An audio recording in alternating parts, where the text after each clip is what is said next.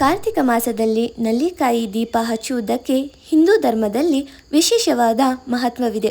ಇದು ಕೇವಲ ಸಂಪ್ರದಾಯವಲ್ಲದೆ ಆಧ್ಯಾತ್ಮಿಕ ಮತ್ತು ಆರೋಗ್ಯಕರ ಪ್ರಯೋಜನಗಳನ್ನು ಒಳಗೊಂಡಿದೆ. ಕಾರ್ತಿಕ ಮಾಸವು ವಿಷ್ಣು ದೇವರಿಗೆ ಅತ್ಯಂತ ಪ್ರಿಯವಾದ ಮಾಸ.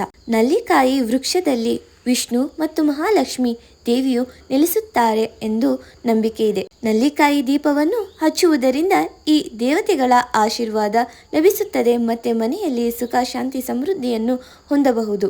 ಈ ನಲ್ಲಿಕಾಯಿಯ ದೀಪಾರಾಧನೆ ಯಾವ ರೀತಿ ಮಾಡುವುದು ಅಂತ ಈ ವಿಡಿಯೋದಲ್ಲಿ ನಿಮಗೋಸ್ಕರ ತೋರಿಸಿದ್ದೀನಿ ಸ್ನೇಹಿತರೆ. ನಲ್ಲಿಕಾಯಿಯ ದೀಪಾರಾಧನೆ ಮನೆಯಲ್ಲೇ ಮಾಡಿಕೊಳ್ಬಹುದು. ಹಾಗೆ ನಲ್ಲಿಕಾಯಿನ ಯಾವುದೇ ರೀತಿಯಾಗಿ ಆಕಾರ ಚೇಂಜ್ ಮಾಡದೆ ಹೇಗಿದೆಯೋ ಕಾಯಿ ಆ ರೀತಿಯಲ್ಲೇ ದೀಪವನ್ನು ಹಚ್ಚಬೇಕಾಗುತ್ತೆ ಫ್ರೆಂಡ್ಸ್. ಬೆಟ್ಟದ ನಲ್ಲಿಕಾಯಿ ದೀಪಾರಾಧನೆ ಮಾಡಿದ ನಂತರ ಈ ನಲ್ಲಿಕಾಯಿನ ನಾವು ಮನೆಯಲ್ಲೇ ಬಳಸಬಹುದಾಗಿರುತ್ತೆ ಫ್ರೆಂಡ್ಸ್. ನೆಕ್ಸ್ಟ್ ವಿಡಿಯೋದಲ್ಲಿ ನಾನು ಯಾವ ರೀತಿಯಾಗಿ ಬಳಕೆ ಮಾಡಿದೆ ಅಂತ ತೋರಿಸ್ತೀನಿ. ಈ ವಿಡಿಯೋ ನಿಮಗೆ ಇಷ್ಟ ಆಗಿದ್ರೆ ನಿಮ್ಮ ಫ್ರೆಂಡ್ಸ್ ಫ್ಯಾಮಿಲಿ ಜೊತೆ ಶೇರ್ ಮಾಡ್ಕೊಳ್ಳಿ. ಇನ್ನಷ್ಟು ವಿಡಿಯೋಸ್ಗೆ ನಾನು ಫಾಲೋ ಮಾಡ್ಕೊಳ್ಳಿ. ಧನ್ಯವಾದಗಳು.